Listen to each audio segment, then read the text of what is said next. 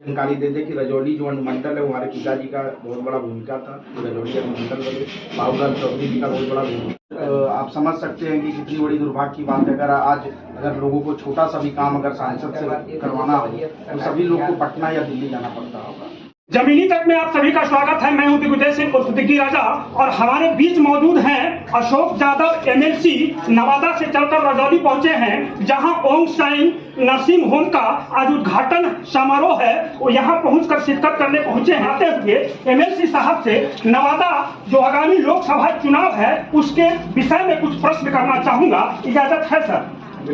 चलिए, तो इजाजत इनका मिल चुका है और इतिहास की चर्चा करते हुए मैं एमएलसी साहब को बताना चाहूंगा कि 1957 से लेकर नवादा लोकसभा अस्तित्व में आया और 1957 से लेकर 2019 तक 17 लोकसभा चुनाव हुआ, जिसमें 14 बार गृह जिला के एमपी नहीं बने, 3 बार मात्र नवादा गृह जिला के एमपी बने हैं। सवाल यहाँ पर यह उठता है कि सर नवादा के लोगों में कमी है या फिर जो पार्टी के लोग हैं उनमें कमी है?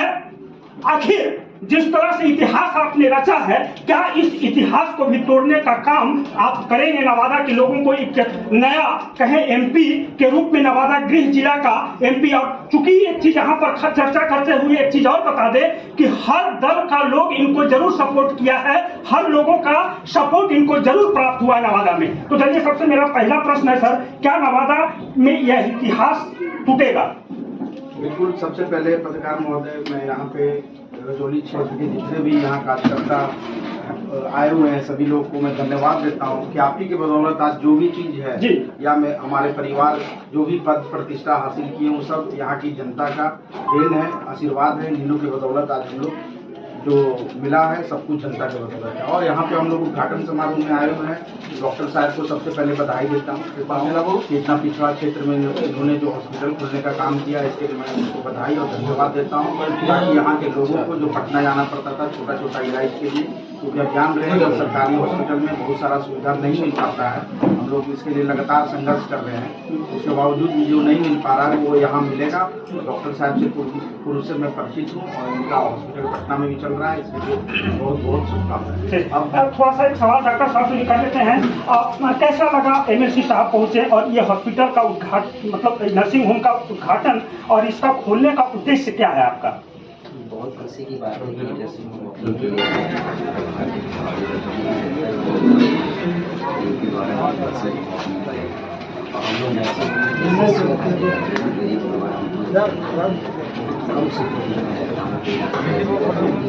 काफ़ी सुविधा मिल सकती है, काफ़ी परेशानियाँ होती थी मरीज को दिया जाता था।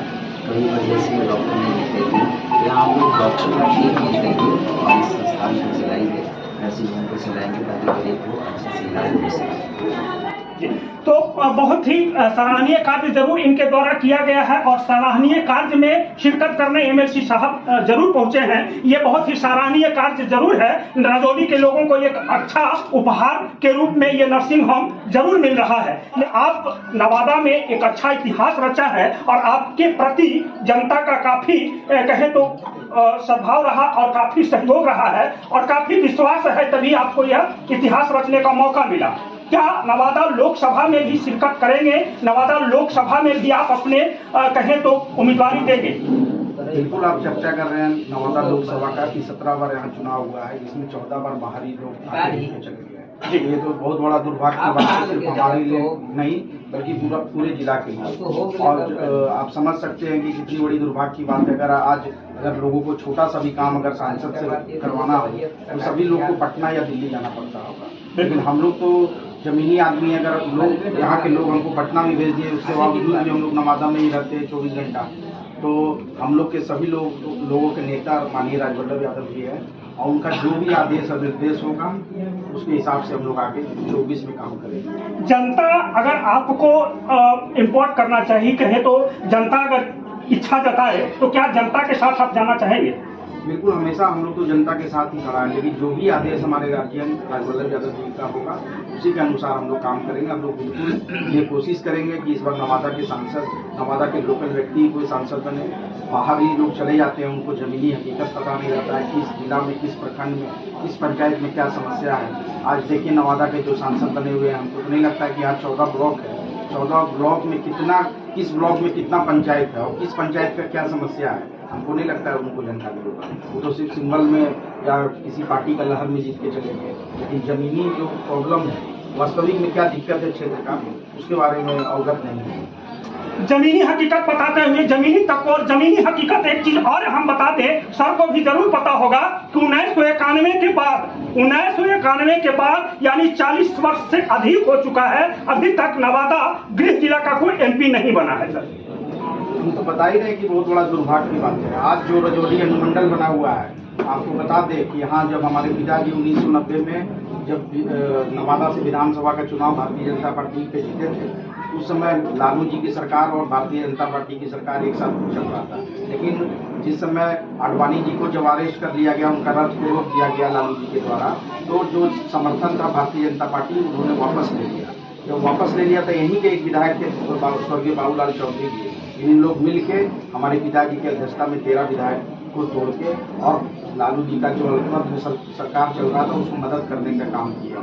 हमेशा हम लोग ये सोच के किया गया हमारे पिताजी के द्वारा कि गरीब गुरबा जो बैकवर्ड समाज है, जो पिछड़ा हुआ है, वो शायद इनके साथ रहने की मुख्य धारा में आगे बढ़ने का काम करेगा। उसी सोच के साथ हम लोग बड़े आगे हम लोग काम कर रहे हैं। एक सवाल और सर, 1967 में महंत सूर्य प्रकाश पुरी ने कांग्रेस से टिकट मांगने गए थे लेकिन नहीं मिला था और चुनाव उन्होंने जीता था। ठीक उसी तरह से आपको टिकट नहीं मिला, निर्दलीय प्रत्याशी, और यहाँ पर इतिहास नवादा में दर्ज किया है, तो क्या हर दल का सहयोग मिला है? ठीक इसी तर्ज पर क्या आप उम्मीदवारी देना चाहेंगे नवादा में? ये तो हम बता ही दिए कि हमारे नेता माननीय राजवल्लभ यादव जी, जो उनका आदेश होगा, जो उनका हुक्म होगा, वही हम लोग पालन करने का काम करेंगे। और आपको और जानकारी दे दें कि रजौली जो अनुमंडल है, हमारे पिताजी का बहुत बड़ा भूमिका था। रजौली अनुमंडल वाले बाबूलाल चौधरी जी का बहुत बड़ा भूमिका था। अनुमंडल का कोई क्राइटेरिया फुलफिल नहीं कर रहा था उस समय, वात्सलीगंज अनुमंडल बनने जा रहा था, लेकिन किसी तरीका से लालू जी से लड़के और इसको चेंज करा के रजौली को अनुमंडल बनाने का काम किए। आगे हम लोग भी संघर्ष कर रहे हैं कि यहाँ के लिए और कुछ डेवलप हो। हाल में आप सुने होंगे महिला कॉलेज के लिए हम लोग डिग्री कॉलेज यहाँ नहीं है, यहाँ के महिलाओं को या यहाँ के जो ग्रेजुएशन करने के लिए जाते हैं तो सभी लोग को नवादा 30 किलोमीटर 40 किलोमीटर दूर जाना पड़ता है। इसलिए हम लोग मांग किए और सिमरपुर के पास जमीन भी चिन्हित किया गया। आगे इसका प्रोसेस बढ़ रहा है। दूसरी बात है, ट्रामा सेंटर का हम लोग बात किए थे। आप जानते हैं कि 13 ट्रामा सेंटर पूरे बिहार में सिलेक्ट हुआ है। हम लोग क्वेश्चन किए थे विधान परिषद में जो पिछले सत्र में, और एक ट्रामा सेंटर भी एक चिन्हित हुआ है, वो भी जल्दी से जल्दी यहाँ रजौली में बनेगा। बहुत बहुत धन्यवाद सर, आपका जमीनी तक में जो सवाल हमने किया उसका बहुत बखूबी आपने जवाब दिया है, और नवादा के लोगों के प्रति आपका जो सद्भावना है यह कायम रहे और जनता का जो स्नेह है आपको मिलता रहे, इसके लिए मैं जमीनी तक से लोगों को आग्रह जरूर करूंगा। तो ये थे अशोक यादव MLC नवादा, और एक चीज इन्होंने कहा कि रजौली के लोगों का सहयोग हमको हमेशा मिला है। और एक चीज मैं बता दूं कि नवादा में RJD को 2 बार जीत हुई है, 1998 और 2004 में, उसमें अहम भूमिका रजौली विधानसभा के लोगों का जरूर रहा है। तो कहीं न कहीं रजौली विधानसभा का कहें तो लोगों का सहयोग भी अशोक यादव जी को प्राप्त है। अब देखना यह होगा कि आगे क्या होगा, लेकिन यहाँ पर जो मैं आप चीज दिखा रहा हूँ, ये नर्सिंग होम का उद्घाटन करने यहाँ पहुंचे हैं, और साफ तौर पर लोगों को एक बहुत बड़ा उपहार जरूर मिल रहा है। जो सुदूर इलाके के लोग हैं वो यहाँ पर आएंगे और इसका लाभ कहीं न कहीं जरूर उठा पाएंगे। मैं थोड़ा सा अंदर ले चलता हूँ। हॉस्पिटल के अंदर में जिस तरह ये देख सकते हैं, बेड है और बेड है, और ये सारे जो है बेड ये सारा लगा हुआ है, और यहाँ पर हर चीज कहें तो वेल मेंटेन व्यवस्था जरूर कायम इन्होंने किया है। और यहाँ पे सारे जो है वो निरीक्षण करते हुए अशोक यादव खुद अपने देख रहे हैं कि किस तरह से यहाँ पर निरीक्षण करते हुए और हर तरफ में, और साफ तौर पर कहें तो ये सराहनीय कार्य जरूर है। और अशोक यादव जरूर कराते हुए मैं जमीनी तक से दिग्विजय सिंह दिग्गी राजा, जमीनी तक को सब्सक्राइब नहीं किया है तो ऊपर जाकर जरूर सब्सक्राइब कर ले, पेज को लाइक फॉलो जरूर।